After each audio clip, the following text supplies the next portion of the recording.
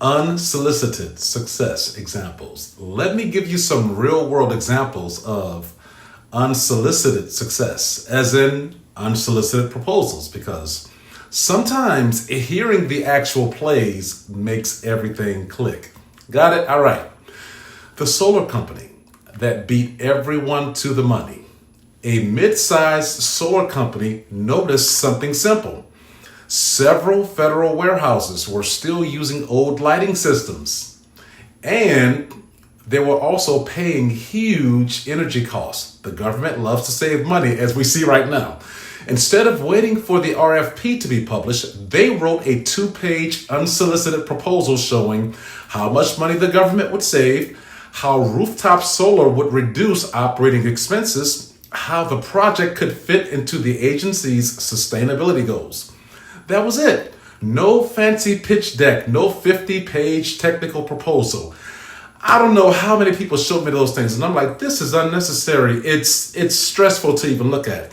So when Department of Energy got fresh sustainability funding, guess who they called first? They called the company that already solved the problem on paper.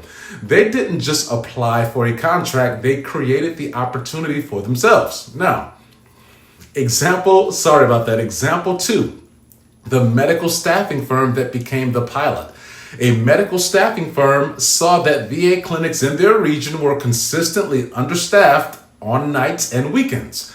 Instead of complaining like most people, they documented the problem and submitted a short, unsolicited proposal offering a hybrid remote and in-clinic nursing plan that would reduce wait times and cut overtime costs. The VA said, hey, let's test this out for 90 days. I remember those days when I worked for the VA, by the way. That's a pilot, which is often the first step toward a long-term contract. They did not wait for the big opportunity. They created a small one that turned into a bigger one because they understood how to find the gaps and holes in the VA system. Example 3, the janitorial company that turned a plan into a 3-year contract. A janitorial company noticed several municipal buildings were dealing with outdated sanitation procedures after COVID. They attended a city outreach event, met a program manager, and followed up with a short, unsolicited plan that showed cleaning schedules, risk reduction, staffing coverage, emergency response cleaning. It wasn't complicated. It was just organized. 3 months later, when the city finally funded a sanitation initiative, that janitorial company was already pre-vetted, and they won a 3-year recurring contract. Not because they were the biggest, but because they were the earliest. They were proactive. Example 4, the real estate investor who saw a future RFP before it dropped. Request for proposal, right? Saw it in his mind. A real estate investor owned an underused warehouse near a VA facility. Instead of waiting for a leasing announcement, RLP, they submitted a proposal showing how the building could be converted into records management. That's good. Outpatient support, veteran services, administrative expansion. Months later, VA modernization funding came in. By the way, that budget is over $5 billion now. Guess who VA called in for a walkthrough? The owner who already pitched the solution before VA even requested one. One idea leads to one building, leads to one preemptive proposal, and it became a federal lease candidate. Final example we'll do for this segment.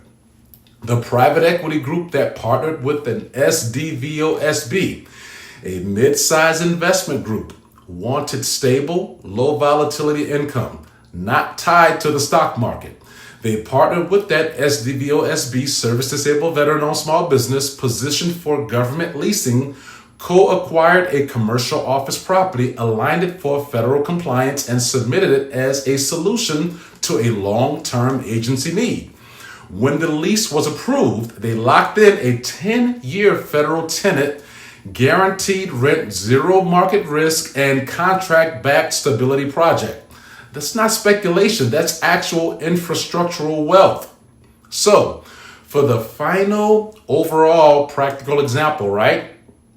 Investors, small businesses, service providers, all of these wins happened because people stopped waiting.